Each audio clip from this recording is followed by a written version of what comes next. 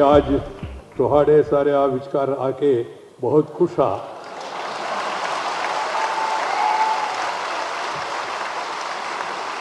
सारे आनु मेरिया शुभकामनावां। My dear sisters and brothers, I feel really happy to be amidst you for this prestigious convocation and also participate, felicitating, honoring some of the great sons of the great country. Punjab विश्वविद्यालय के 69वें दीक्षांत समारोह को संबोधित करने का सुयोग प्राप्त हुआ है। इस अवसर पर आप सभी के बीच आकर मुझे हार्दिक प्रसन्नता है। आज जब देश की अपनी आज़ादी का अमृत महोत्सव मना रहा है, हम अपनी उपलब्धियों का गौरव मना रहा है। इस अवसर पर राष्ट्र निर्माण में शिक्षा की महत्वपूर्ण भूमिका को याद रखना जरूरी है। भविष्य में भी राष्ट्र के निर्माण में शिक्षा का योगदान सदैव महत्वपूर्ण रहेगा। And this is a special occasion, as I feel, as the Chancellor of universities in the country, some of the universities, and also as the Vice President, Chairman of Rajya Sabha, I go around and address various institutions and universities and also confer degrees. This is something special where the university has recognized the merit and the contribution made by these great people, and they have been honored here by giving various awards different from other universities. I compliment the University Vice Chancellor and also the members of the Senate for this noble initiative they have taken. I hope the other universities across the country also will follow the same.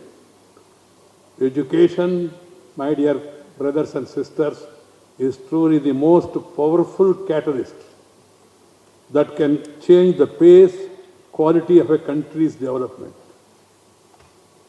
If you really want to fast-pace the development, you need to educate the country. You need to educate the youth. You need to upgrade the skills of the younger generation of the country. India, fortunately, we have a demographic dividend. 65% of our population is below 35 years. And 50% of our population is below 25 years. If you empower them, if you educate them, if you enlighten them, if you encourage them, they will excel in their life and they will make the country also to excel in the world. That is the aim with which we should all work together. I'm happy to preside over this university, a university with a glorious past, a very impressive present, and a bright future. It is a university that earned for itself a pride of place in the higher education landscape of the country, thanks to the visionary leadership of successive vice chancellors and faculty members. The university has shaped the lives of many young men and women who have gone on to become leaders in various fields and have done the country proud. At the outset, I would like to congratulate all the graduating students on reaching a milestone of great significance in their lives and careers. Congratulations to all of you. God bless you all for a bright and happy future. Indeed, it is your diligence complemented by the strong support of your parents and the dedication of your gurus that has paved the way for this achievement. The parents and gurus has to be remembered forever. The graduation ceremony should be a stepping stone for the students to continue learning and the faculty to improve the educational process. Universities like yours must be at the forefront of knowledge revolution through path-breaking innovations and cutting-edge research. Ultimate aim of the research is to make the people's life better, to make the people's lives happier. That should be the objective for taking up any research, and these innovations are required for bettering our country's future. There should be a closer interaction between the universities and the government so that more robust policies can be formulated. I am happy the Chief Minister of Punjab, the Chief Minister of Haryana, and also both the governors, they are here on this happy occasion. I hope that they will extend all the support that is required, because we need better infrastructure that is possible with the support of the state and central government and also local body organizations. It is the bounden duty of the Punjab government as well as Haryana government to extend all the support to university. I hope that both the chief ministers will be moving in that direction in the future. They have been doing it, and I hope that they will do it in a better manner, in a more effective manner. I am also happy today that the university has honored Professor Ajay Kumar Suji, Principal Scientific Advisor to the government, who is one of the brightest alumni produced by this university. In conferring on him honorary doctorate, you have demonstrated to the entire academic community the essential spirit of excellence that the university has stood for. I am also delighted Dr. Krishna Yella and Srimati Suchitra Yella, the pioneers of indigenous vaccine manufacturing, have been chosen for the award. It is gratifying that Dr. Krishna has mentioned in a conversation recently about the excellent work being done by the chemistry department of this university. I am pleased that excellence has been touchstone in selecting the distinguished awardees today, each of whom have excelled in their respective fields, whether it is Professor Rajput in education, Vaidya Kotecha in Indian medicine, Ms. Rani Rampal in sports, Professor Jagbir Singh Ji in literature, Sri Onkar Singh Pahwa in industry, and Sri Kandu Wangchuk Bhutia in fine arts. What you have honored is extraordinary talent from all the corners of our motherland and the ceaseless quest for excellence dedicated to building a new, vibrant India. New, vibrant India, a developed India, a happy India, a prosperous India, a peaceful India is our aim. I'm happy that the India is on the move. India was once upon a time known as Vishwaguru. Students from across the globe, they used to come and study here. Naranda, Takshashila, Pushpagiri, Vikramshila, many. And because of colonial rule, in between, we lost our momentum. And we are taught in an education system which is more influenced by their colonial rule. Our own contribution, our own civilization, our own traditions, our own culture, our own heritage has not been given adequate importance in our education. I am happy that the new educational policy has been brought forward, taking into consideration the need for really making education Indian. Indian education for Indian students.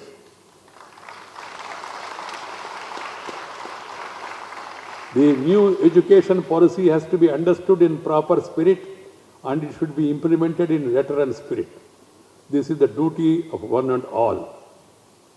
It is most appropriate that we should celebrate the excellence in the convocation of a university which has set high benchmarks and is constantly making all-round efforts to achieve them. My dear brothers and sisters, the Honorable Prime Minister has given a 3-line mantra to Narendra Bhai Modi. He said, reform, perform and transform. Transformation of the entire system. Transformation of the society. Transformation of the human beings. Transformation for better. Transformation for making strong India, stable India, peaceful India, prosperous India. Peace is prerequisite for progress. Peace is prerequisite for progress. If there is tension, you cannot pay attention and have the retention of what you have. There may be pretension, but attention will be missing. So that's why I call upon all the universities across the country to see that peace is maintained in universities. The purpose of joining university, coming here to the campus, is to gain knowledge so that you can be empowered for future and you can empower the country. Education institutions are the knowledge givers. Education is not only for a degree. Education is for enlightenment.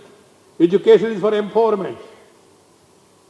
Enhancement of the knowledge already there among the children. So focusing on that, universities should focus on that, not to divert their attention to other issues and make bad name to the university. This is my appeal to all the universities across the country. I am happy more and more universities. Why more and more? Except to almost all the universities. They are focusing on their academic excellence and doing a good work. I compliment all the universities across the country for doing this good work. Education of a good quality must become accessible to all, be affordable, and should lead to a positive transformation in an individual's outlook. Societal cohesion and inclusive national development. There has to be cohesion in the society. It should be taught to the students from the beginning itself. We are a nation. We are proud of our heritage. But we should not fight on the basis of caste, religion, or region and create unnecessary divisions in the society. It is unfortunate even after this, at the time of the 75th year, here and there, some people are trying to take advantage. I always tell people to focus on 4 things while selecting and electing people: character, caliber, capacity, and conduct. But unfortunately, some people, they try to replace these 4 C's by another 4 C's. That is caste, community, cash, and criminality. This is not required for the nation.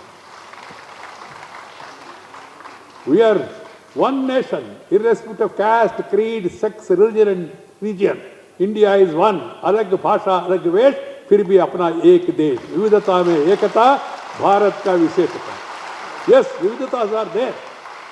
We have different identities, different religions, nothing wrong. We belong to different regions, but we all belong to one country. India, Bharatavarsha, our motherland. So we should act as Indians. This should be kept in mind by all.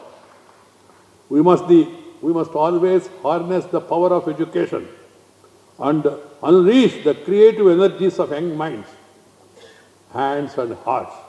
The new India we are dreaming of will be built on soaring aspirations and acquisition of new competencies. It will be built on the knowledge, skills, and attitudes we impart in our classrooms and innovations we foster in our workshops and laboratories. We have to work for knowledge economy. Knowledge. That's where the future of our nation lies and is being shaped every day. Education should transform the way we look at the planet we live in and how we interact with the people who live with us on it.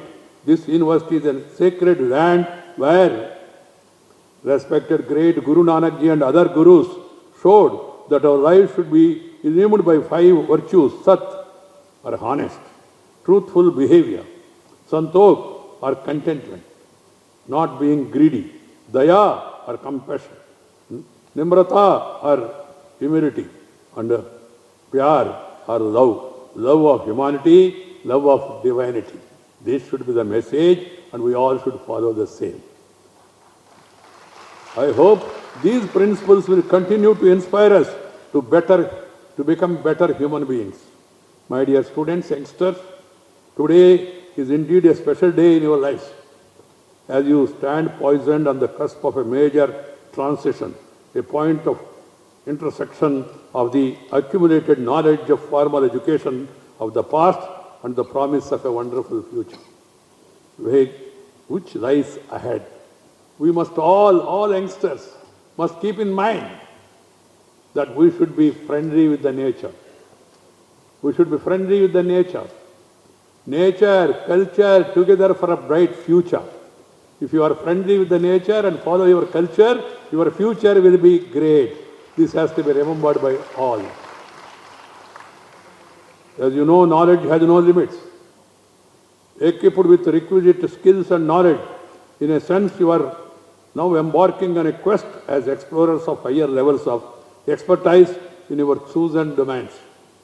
Aim high, dream high, devote yourself to building a bright future for yourself and for the nation at large. Success and fulfillment will automatically follow them. Remember that knowledge you have acquired has the power to change the world. Panjab University occupies a place of preeminence among the institutions of higher learning. All of you are stepping out today with your head held high, proud to belong to an institution of excellence dedicated to the discovery, sharing and application of knowledge, an institution at which the academic environment promotes both holistic learning and personal growth. Share and care is the core of Indian philosophy. Share and care is the core of Indian philosophy. This should be part of our life. We see a number of gurudwaras continuously having langar. Number of temples also doing the same thing. Number of other institutions also. That is the way of life. That is our Indian culture, our heritage. Acquire wealth, but share the wealth with others. And while doing so, my dear youngsters, keep in mind, health is very important. If you are healthy, you will become wealthy. If you are wealthy without being healthy, there is no guarantee. So keep that in mind. Do physical fitness. Some exercise, whatever is your choice. Encourage sports. Join the sports. So that you will be sportive. You will be friendly with all. You will be physically fit and mentally alert. If you are physically fit, you will be mentally alert. This should be part of our life. This COVID has taught us a lesson to be healthy, to be physically fit, to work hard. If you are crazy, you will become lazy. And if you are lazy, you will become crazy. So you have to be active, you have to be dynamic, and you have to be sportive. This is my advice. And second is, follow our traditions, our culture and heritage, which is great, given by our sages, by our forefathers. Follow those traditions. Lead a happy, friendly family life. Spend time with your parents, with your grandparents. Acquire knowledge from them. And also follow healthy food habits. I am not going to give you any food code or prescribe any food code. Don't worry on that. Eat whatever you want to eat. But eat Indian food. Eat cooked food. Cooked meals, that is my advice to all of you. Some of the student youngsters encouraged by the Western media propaganda, colonial rule, they prefer sometimes junk food. That's no good for all of us. Thousands of years of civilization, our forefathers, they have taught us what food, for what reason, for what season. Season and reason. That is there in our food methods. And there is no dearth of food choices. Thousands of opportunities are there across the country. Thousands of varieties are there. So follow the same. Don't worry about this. As I told you, junk food will spoil your health. And working hard. We have seen the COVID affected mostly urban people, less rural people. Because rural people, they work. They live with the nature. They live under the sun. But some of us avoid sun. Not our sons, but the sun. I was in London, moving on. The driver told me, he said, sir, good morning. I said, okay, namaste, tell me. He said, today is a very sunny day. I asked him, is it your son's birthday? He said, no sir, sunny day. Sun is bright. I told him, poor fellow, India, 365 days are sunny days only. And we are not taking advantage of the sun. Sun, moon, the plantations, the trees, the water, the good soil we have. We should take advantage and be friendly with this nature. This is my another advice to all the youngsters. My dear youngsters, you have bright future. But you must always work hard. Gain more and more knowledge. Some of you may be interested to go abroad. I say it in every university. If you want to go abroad, there is no need to go abroad now, but if you want to go abroad, go. Simple advice. Go, learn, earn, and return. Come back. Come back and do something for the motherland. Something to your native place. Something to your country which has given you this beautiful opportunity. Nothing wrong in going. And we have a lot of opportunities. The central government have announced that plans are in place to expand the educational television program to allow education in regional languages. I'm very happy about it. Because I want the basic education to be in mother tongue. I don't call them as regional languages, they are national languages. Punjabi also is a national language. We must promote, propagate, practice mother tongue during our early education. Afterwards, we can go for any language. I have no problem. I'm not opposed to any language, including English also. But first learn your mother tongue. Mother tongue is like your eyesight. The other language is like spectacles. If you have eyesight, then spectacles will work better. If you don't have eyesight, Raban glasses pehne to bhi zuban se kuch aayega nahi. This has to be understood. So I call upon the governments, including the government of Punjab, basic education should be promoted in mother tongue so that the children will get the inherent knowledge easy. If you start it with English, the problem will be the child has to learn the language, learn the subject also. First subject, then language. That should be our approach. I'm happy that Government of India is focusing on that. Various state governments also are taking initiatives. And this is the way forward, not only in education. In all spheres, we must use the state language to start with. Education, okay? And then administration, okay? Then gadget notification, okay? Then usage in courts, okay? Then usage in legislature, assembly and parliament. One must have the right to speak in mother tongue. There can be translation. I have now started in parliament. 22 languages, you can speak any language of your choice. Give a little advance notice so that there is simultaneous translation. This should be the way forward for all the states and also for all sectors. Then I also suggest the children, they should be educated about healthy habits. This is the duty of the parents and the society. We have seen how this pandemic has disrupted the lives of the people and disrupted different countries. Teachers, parents, they should really educate the children. And also now we are having online. Online, yes, but that cannot be the main line. Virtual cannot be actual, but virtual is factual as of now. So we have to get ourselves also accommodated to that. And as soon as the normalcy comes, we should have actual.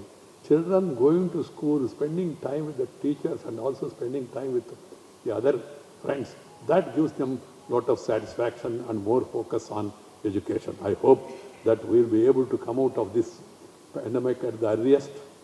There are good signs about that, and we should all follow the government advice from time to time, whether it is wearing a mask in a closed place or maintaining that honorable distance. Surakshit Duri. I don't call it a social distance, but Surakshit Duri. The needed safe distance has to be followed. My dear friends, the university should accord greater importance to implementable patents under intellectual property rights. I call upon all the universities across the country, in spite of the knowledge, in spite of so much excellent work you are all doing, why we are lagging behind in the ranking of the so-called 100 or 200 universities internationally? What are the reasons? One has to put that question. And the academic community of the universities must focus on achieving the excellence. That should be our priority and focus for the universities. More and more research papers, more and more patents, good infrastructure and good atmosphere there are needed. And also the universities must need to foster startups culture. Startup is an encouraging feature in the country. More and more youngsters are taking to startups, and they must build an entrepreneurial spirit in students. So my dear youngsters, I don't want to take much of your time. Remember your university, wherever you are.